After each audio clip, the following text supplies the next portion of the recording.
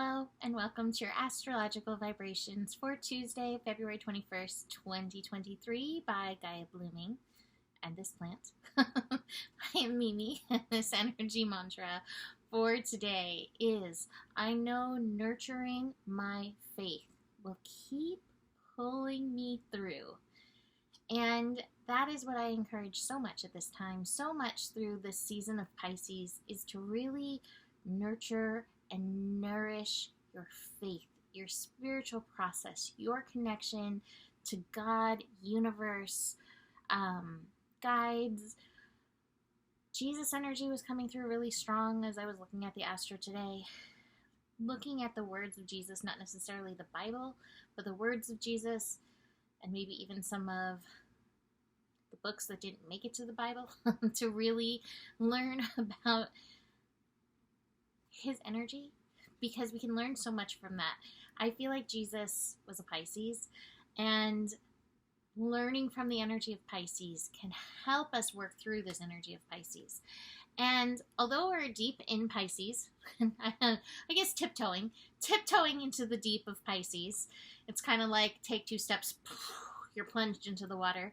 I think what so many of us are feeling is the Pluto energy. Pluto at 29 degrees Capricorn is working the destruction, restructuring, creation process. Restructuring, that's a new word. I like it. For all of us, for the world and for all of us. And one by one, I've watched everybody at some point kind of hit their dip. Mine was last week, and I see other people, kind of going through their dips now. We have another month of Pluto at this 29 degrees where we are called to explore the whole structure, right? Capricorn is the energy of structure. Pluto's like, let's go to the basement, let's go to the roof, let's hit every story in between, because this will help with the restructuring that the world is doing, and that we as part of the world are also doing in and through this energy. So don't fret if you hit that low. Go there, be present in it. Know that it will not last. Know that you have the power to shift it. That's part of the lesson of Pluto. You have the power to shift it.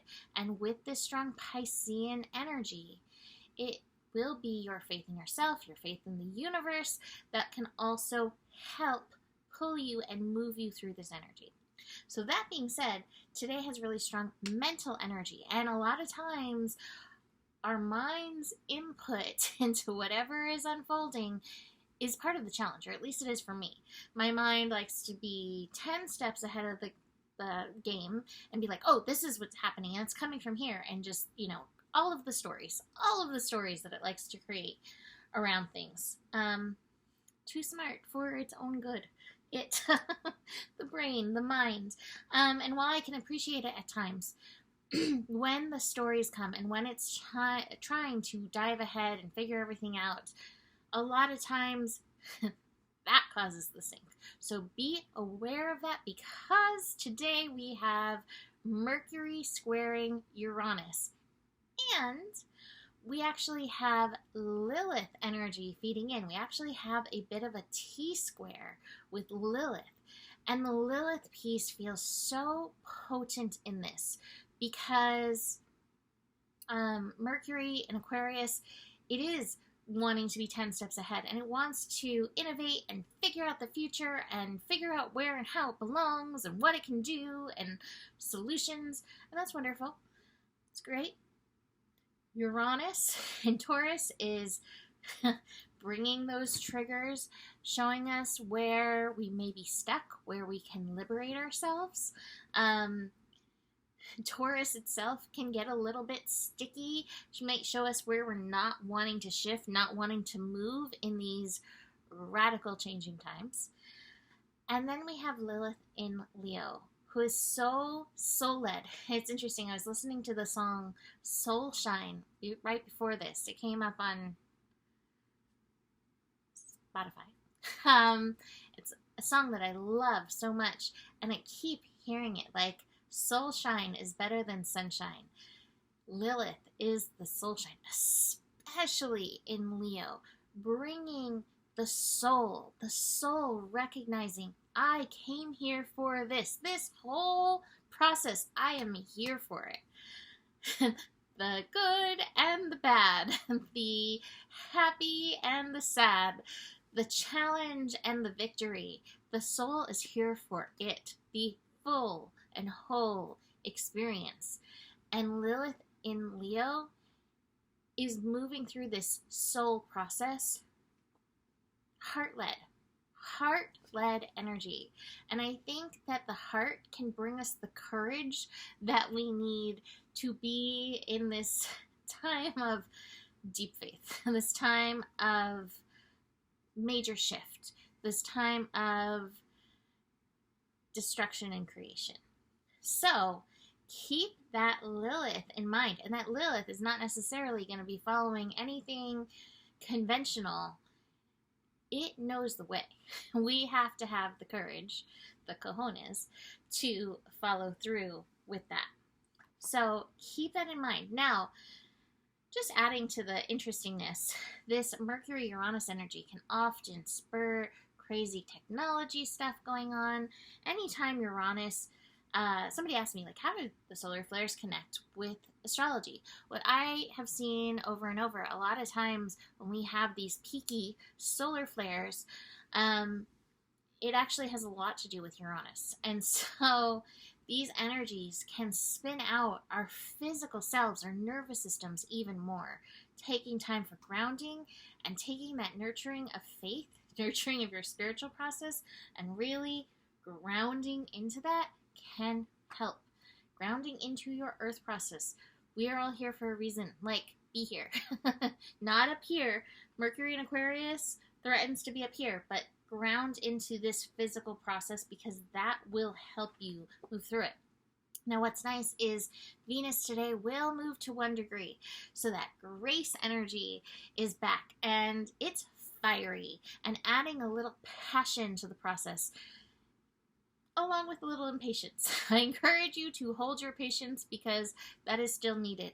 But watch where the passion is trying to draw you, because that's another part of what's trying to bring you through this ultimate process.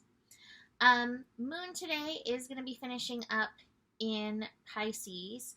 We're going to have a connection to Neptune and to Pluto today. So that's going to be the Neptune connection, very much supporting faith. Watch for the illusions. Watch where people are selling you illusions. Listen with your soul shine. Listen with your heart. Listen with your discernment, because that will help you. And that Pluto connection with the moon is a reminder that you can be empowered. You can be a spiritual empowered being and be like, nuh-uh, not going there. That is not for me. And I think that's where listening to Jesus, who was like, no, this is not spiritual or whatever, can actually support you. You don't have to be like, oh yes, okay, to everything. That fiery energy has its place. Speaking of fiery energy, Moon will move into Aries in the late evening. So Moon into Aries is just going to be firing that energy up. Early on Wednesday, the Moon and Venus are going to come together. Double down on that self-love, self-care, in and through that energy. And recognize if you are not, you may feel extra fiery in this energy. I also want to mention that Mercury and Mars are building into a connection, and so this spiky air energy is also going to be keeping on with us. Speaking of spiky air energy, we have the 10 of Swords, very spiky air energy. And yet here it is, that rebirth energy that I was talking about. Restructuring the world, restructuring ourselves, and part of the restructuring of ourselves is the restructuring of our mind. But what is that going to take? It's going to take some deep internal process. We have the turning in card, and we have the clinging to the past. These are both emotional cards. There are some old emotions, old things that you're still holding on to that are keeping you stuck in your old patterns that it's time to let go of. Also interesting, in my Patreon, we had a lot of child energy come through about embracing your inner child, embracing the freedom, the play, the innocence. And I have the innocence and the playfulness cards. See where you can grab a hold of those energies as well to help move you through any of this. Remember that none of us know enough to say that we know all of what's happening, and sometimes we just need to take a step back from the knowing and just be in the innocence and let spirit unfold what needs to unfold. So I'm going to leave that here for today. You can book a reading with me. Email me, mimiclark@gmail.com. Besides that, the better it gets, the better it gets. There's more than enough love in the world for you. You have the power, and honor your values. Namaste.